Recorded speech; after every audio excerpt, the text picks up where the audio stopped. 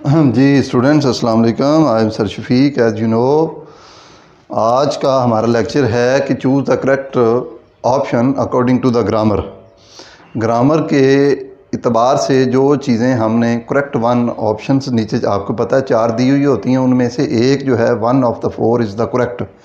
तो ये grammar segment है जो आपको पता है 4 सेगमेंट होते हैं आपके ऑब्जेक्टिव पेपर के, और जो तो 4th वन होता है दैट इज़ ऑन ग्रामर, वो ग्रामर पर होता है और उसकी में ग्रामर से मुतल्लिक़ चीज़ें दी हुई होती हैं और हमने करेक्ट ऑप्शन को चूज़ करना होता है। मैं इंशाल्लाह शॉर्ट एक्सप्लेनेशन भी दूंगा चीज़ों की, और वाइट बोर्ड पे वो सेंटेंसेस मैंने लिखे हुए हैं, पास पेपर देख के इनको सुने। इंशाल्लाह इन लेक्चर्स में आपकी वो ग्रामर का जो सेगमेंट है वो भी क्लियर हो जाएगा, जिस तरह हमने टेंसेस किए हैं। जी, I will give you to ride my bike if you like.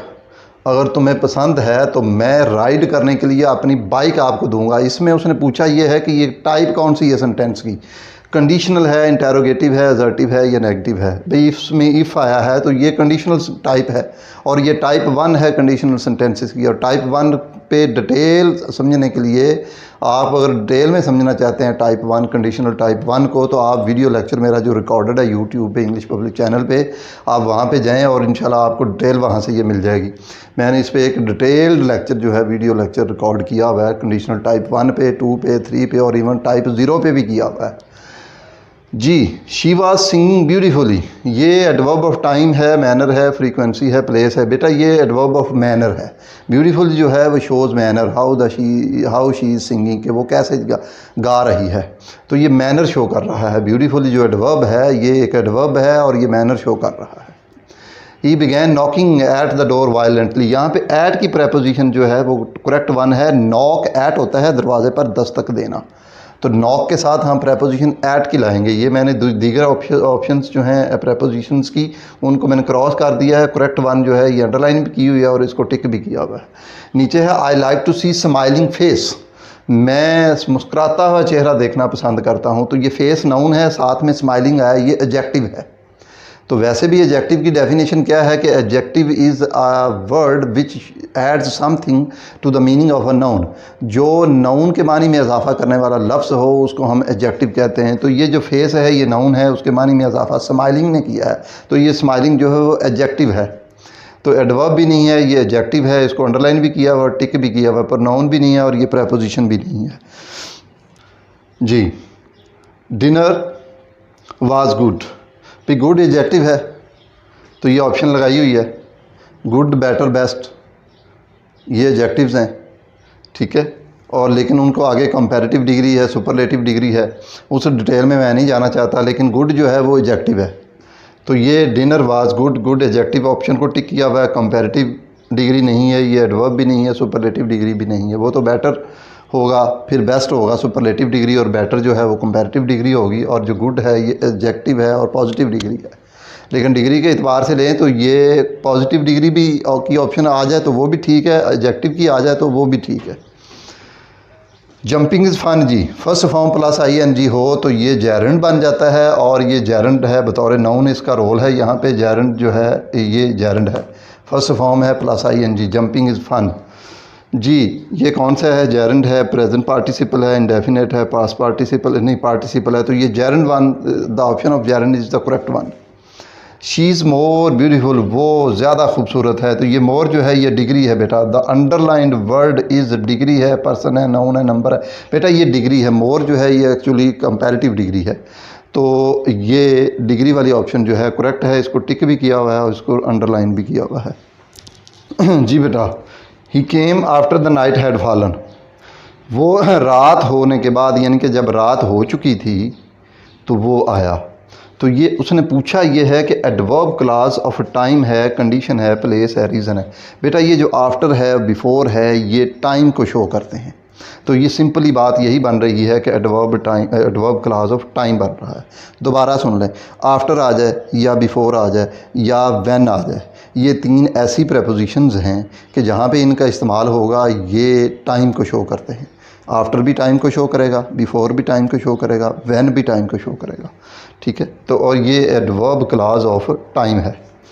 Ji, he if you had studied hard, अगर तुम मेहनत करते, यानी कि मेहनत से पढ़ाई करते, यू वुड हैव सक्सीडेड, तो तुम कामयाब हो जाते। ये कंडीशनल टाइप थर्ड है। तो अगला जो ऑप्शन है इसमें हम हेल्पिंग वर्ब चूज़ करेंगे, वुड हैव सक्सीडेड। अगर तुम मेहनत से पढ़ाई करते तो तुम कामयाब हो जाते। तो ये जो पहली क्लास इफ़ क्लास जो है जिसको हम कंडीशनल क्लास कहते हैं, और ये टाइप थर्ड है कंडीशनल क्लास की, कंडीशनल सेंटेंसेस की। और ये आप देख लें, ये पास्ट परफेक्ट है। पास्ट परफेक्ट के बाद जब फ्यूचर आ जाए तो विल को वुड में, कैन को कुड में, मे को माइट में चेंज कर दिया जाता है और साथ में इसके हैव आएगा जी। तो ये एक्चुअली है पास्ट परफेक्ट के बाद एक्चुअली आया है फ्यूचर परफेक्ट। ठीक है, तो फ्यूचर परफेक्ट जब पास्ट के बाद फ्यूचर आ जाए ना, तो कैन को कुड में, मे को माइट में, विल को वुड में और शैल को शुड में चेंज कर दिया जाता है जी। तो ये जो है ये एक्चुअली क्या है बेटा, ये एक्चुअली पास्ट परफेक्ट है। पास्ट परफेक्ट के बाद आता है फ्यूचर परफेक्ट। लेकिन जब पास्ट के बाद फ्यूचर आ जाए तो विल को वुड में, कैन को कुड में, मे को माइट में चेंज कर दिया जाता है। तो इसलिए यहाँ पे आना था एक्चुअली विल हैव, चूँकि विल को हमने वुड में चेंज करना है, चूँकि ये पास्ट के बाद में आ रहा है, पास्ट पहले आया बाद में फ्यूचर आ रहा है, इसलिए यहाँ पे हमने विल को वुड में चेंज कर दिया और हैव उसी तरह ही रहेगा। तो इस तरह ये आप कंसेप्ट अपना क्लियर कर लें। If you had studied hard you would have succeeded. अगर तुम मेहनत से पढ़ाई करते तो तुम कामयाब हो जाते जी। पेशेंस जो है, पेशेंस इज़ आ या एन नाउन। भाई पेशेंस जो उर्दू में कहते हैं इसको सब्र, तो पेशेंस जो है ये कौन सा नाउन है? कलेक्टिव है, एब्स्ट्रैक्ट है, कंक्रीट है, मटेरियल है। पेशेंस ऐसा नाउन है जो नज़र नहीं आता, जिसको हम छू नहीं सकते, ठीक है, जिसको सिर्फ हम महसूस कर सकते हैं, फील कर सकते हैं। तो इसको हम एब्स्ट्रैक्ट भी कह सकते हैं, इसको हम इमैटेरियल भी कह सकते हैं, और इसको हम अनटचेबल नाउन भी कह सकते हैं। तो ये तीनों एक ही नाउन के नाम हैं तीन, यानी कि एब्स्ट्रैक्ट कह लें, इमैटेरियल कह लें या अनटचेबल कह लें। तो यहाँ पे लिखा हुआ है एब्स्ट्रैक्ट। बाज़ का तो वो ऑप्शन जो है ना वो दे दे जनाब मटेरियल, वो दे दे इमैटेरियल, वो ऑप्शन दे दे एब्स्ट्रैक्ट, वो ऑप्शन दे सकता है आपको अनटचेबल नाउन। तो ये तीनों में से कोई भी आप एक ऑप्शन चूज़ कर लेंगे तो that will be the correct one. तो यहाँ पे एब्स्ट्रैक्ट उसने दिया है, तो ये एब्स्ट्रैक्ट वाली ऑप्शन जो है ये करेक्ट है। पेशेंस को, पेशेंस इज़ आ या एन एब्स्ट्रैक्ट नाउन, तो ये एन चूज़ करेंगे और एब्स्ट्रैक्ट चूज़ करेंगे जी। You will hurt yourself, तुम अपने आप को ज़ख्मी कर बैठोगे। ये जो योर सेल्फ आ जाए यहाँ पे बेटा, ये आ जाए ना SELF आ जाए, ये SELVES आ जाए, तो ये नाउन बन जाता है रिफ्लेक्सिव प्रोनाउन। तो ये रिफ्लेक्सिव को अंडरलाइन भी किया है और टिक भी किया हुआ है, जैसे myself, yourself, ourself, himself, ठीक है। तो ये जो है रिफ्लेक्सिव प्रोनाउन इसको कहते हैं। तो ये रिफ्लेक्सिव की ऑप्शन को टिक किया हुआ, अंडरलाइन भी किया हुआ है जी। नेक्स्ट सेंटेंसेस आप देख लें जी। दिस इज़ द गर्ल, ये वो लड़की है। क्या आएगा? हुज आएगा, हु आएगा, विच आएगा या हुम आएगा। Stood first in the class, जो क्लास में अव्वल आई। तो ये बेटा गर्ल है, तो गर्ल के लिए आप रिलेटिव प्रोनाउन लाएंगे हु। तो this is the girl who stood first in the class, ये वो लड़की है जो क्लास में अव्वल आई।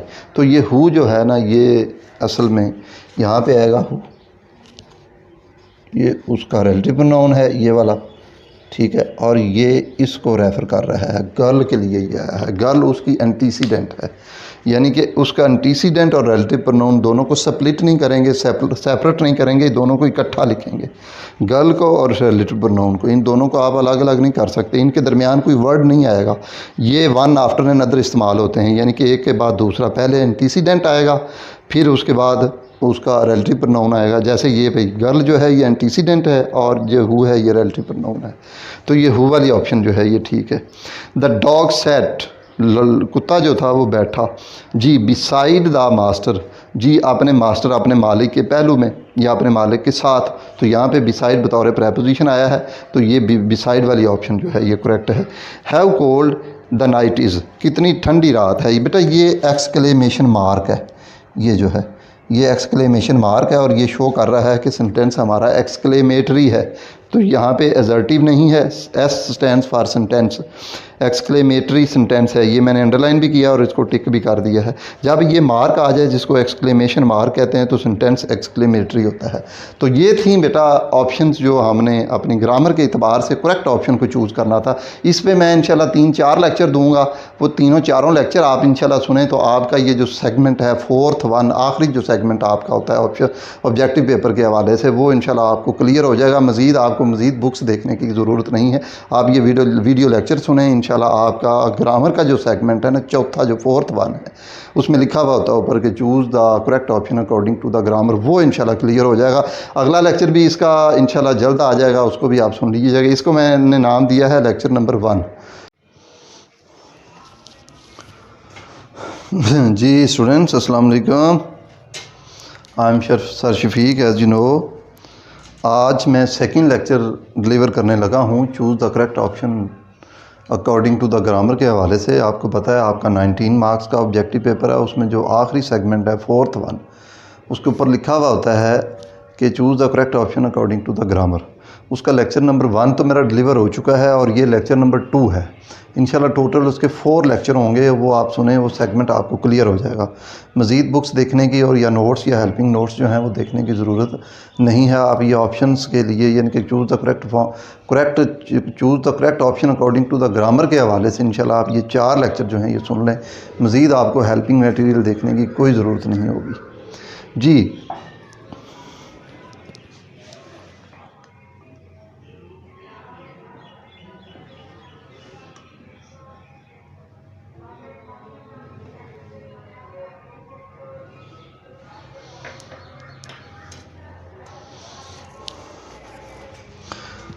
जी ये देखें, पहला सेंटेंस देखें, शी वॉकड हेयर, ठीक है, ये हेयर है।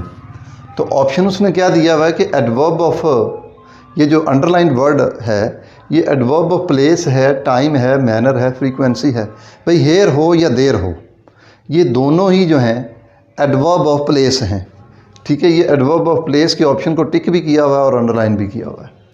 नेक्स्ट सेंटेंस देखें, the horse runs in the pasture, घोड़ा जो है वो दौड़ता है चरागाह में। अब यहाँ पे हॉर्स को अंडरलाइन किया हुआ है तो वो ऑप्शन उसकी ये है हॉर्स, हॉर्स जो है वो अंडरलाइन किया हुआ और पूछना वो ये चाहता है कि द अंडरलाइन वर्ड जो है इज़ नाउन है, नंबर है, टेंस है, प्रेडिकेट है। भाई ये जो अंडरलाइन वर्ड है ये नाउन है, हॉर्स है, वॉल है, डोर है, विंडो है, तो ये सारे नाउन है। तो horse is also one of those nouns, तो ये नाउन वाली ऑप्शन जो है ये करेक्ट है। जी दिस इज़ माई बुक, ये जो माय है इसको अंडरलाइन किया हुआ है और उसने पूछा ये है कि ये माय क्या है, पोजेसिव प्रोनाउन है, रिफ्लेक्सिव प्रोनाउन है, इंडेफिनिट प्रोनाउन है या पर्सनल प्रोनाउन है। भाई माय आ जाए, आर आ जाए या हर आ जाए या इट्स आ जाए, ये जो हैं ये पोजेसिव प्रोनाउन है। तो हम यहाँ पे इसको पोजेसिव प्रोनाउन के ऑप्शन को टिक करेंगे। ये पोजेसिव और ये प्रोनाउन को टिक किया हुआ है और अंडरलाइन भी किया हुआ है, ठीक है जी। नेक्स्ट सेंटेंसेस आप देख लें, अशफाक अहमद वाज क्या है, फेम्ड है, फेमस है, फेमसली राइटर है, क्या आएगा? तो ये Ashfaq Ahmed was a famous writer. Famous बेटा एडजेक्टिव है, राइटर नाउन है। ये मैं अपने लेक्चर नंबर 1 में एक एग्जांपल इस तरह की दे चुका हूँ, उसमें मैंने बताया है कि डिफ़ाइन भी किया है कि एडजेक्टिव की डेफिनेशन क्या है, कि adjective is a word which adds something to the meaning of a noun. Adjective एक ऐसा लफ्ज़ है जो नाउन के मानी में इजाफा करे। तो यहाँ पे राइटर है, राइटर नाउन है, तो फेमस उसका एडजेक्टिव है। तो ये जो फेमस है ये actually famous, the word famous adds something to the meaning of writer. जो वर्ड फेमस है वो राइटर के मानी में इजाफा कर रहा है, इसलिए यहाँ पे फेमस वाली ऑप्शन जो है this is the correct one. और फेमस एडजेक्टिव है और ये नाउन के साथ, नाउन इसका राइटर है, तो यहाँ पे हम फेमस को टिक करेंगे या फेमस लिख देंगे, ठीक है जी। Famous writer, Ashfaq Ahmed was a famous writer. Ashfaq Ahmed जो है वो एक मरूफ मुसन्नफ़ है जी। The moment which is lost forever, ये जो बेटा विच है ये रिलेटिव प्रोनाउन है और ये मोमेंट है ये एंटीसीडेंट प्रोनाउन है, ये मोमेंट को रेफ़र कर रहा है विच। तो ये एंटीसीडेंट और रिलेटिव प्रोनाउन, ये दोनों वन आफ्टर अनदर आते हैं, इनके दरमियान कोई वर्ड नहीं आएगा, इन दोनों को हम स्प्लिट या सेपरेट नहीं कर सकते। ये हमेशा एक दूसरे के बाद आते हैं, या के बाद दीगरे आते हैं। सबसे पहले हमने एंटीसीडेंट लिखा है, बाद में उसका हमने रिलेटिव लिख दिया है, रिलेटिव प्रोनाउन लिख दिया है। तो ये वो लम्हा जो लॉस्ट हो जाता है वो हमेशा के लिए लॉस्ट हो जाता है। तो ये ऑप्शन जो है वो उसने पूछा ये हमसे कि ये अंडरलाइन जो विच है, इसको अंडरलाइन किया गया है, ये क्या है? रिफ्लेक्सिव है, पोजेसिव है, रिलेटिव है, या इंडेफिनिट प्रोनाउन है? बेटा ये रिलेटिव प्रोनाउन है, ठीक है। ये मैंने टिक भी किया और इसको मैंने अंडरलाइन भी किया हुआ है। नेक्स्ट सेंटेंसेस देखें आप। द पुलिस, जी students, the police disperse the crowd. Crowd क्या है? क्राउड के बारे में उसने पूछा है। द अंडरलाइन वर्ड क्या है? कलेक्टिव नाउन है, अनकाउंटेबल नाउन है, काउंटेबल नाउन है, या मटेरियल नाउन है? बेटा क्राउड क्या है? जैसे आर्मी है, पुलिस है, क्लास है, क्राउड है, तो ये एक्चुअली एक ग्रुप की नुमाइंदगी कर रहे होते हैं। ये जो कलेक्टिव नाउन होते हैं, एक्चुअली ये कलेक्टिव नाउन है जिसमें मोर देन वन पीपल होते हैं, मोर देन वन इंडिविजुअल्स होते हैं, ठीक है, मोर देन वन अशखास होते हैं। तो जब मोर देन वन इंडिविजुअल्स हों या पीपल्स हों या चीज़ें हों, थिंग्स हों, तो वो उन सब को एक ही नाम दे दिया जाए तो this is called in English collective noun. तो ये कलेक्टिव है। क्राउड कहते हैं हजूम को। तो हजूम में तो यानी कि नंबरलेस पीपल भी हो सकते हैं, यानी कि मोर देन 2, 3, 4, 5 या मोर देन वन पीपल हो सकते हैं, अनकाउंटेबल हो सकते हैं, यानी कि वो पता नहीं कितने हैं, ठीक है, उनको काउंट नहीं जल्दी से किया जा सकता। मोर देन वन इंडिविजुअल हैं इसमें।